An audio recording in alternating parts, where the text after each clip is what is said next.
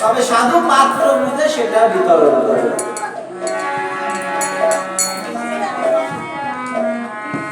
আর যে স্তরে সাধু আগমন, সেই স্থান সাধুর পিছন পিছন ভগবান এসে সেই স্থানে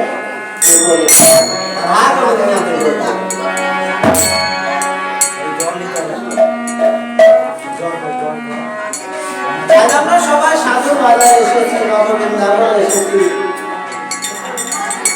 আমার এমন কোনো ভজন নেই, সাধনা নেই, দেখছি সাধনার দ্বারা আমি নিজে নিজে ভগবানের চরণে পৌঁছাতে পারবো।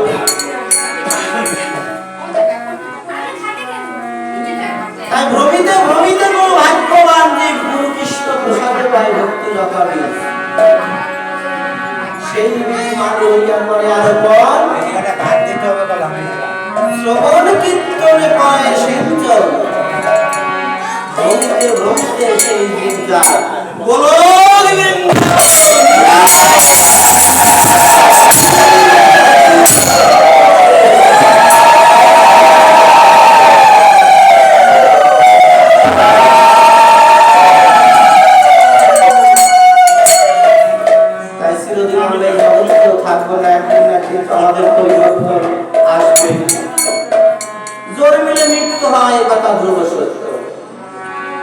যাবার পূর্ব মুহূর্তে যদি কিছু সাধু সঙ্গ ভক্ত সঙ্গ করা থাকে, সেদিন যদি আমার ভজনের দ্বারা আমি পৌঁছাতে নাও পারি, ওই সাধুগুরু বৈষ্ণবের যদি কৃপা আশীর্বাদ আমার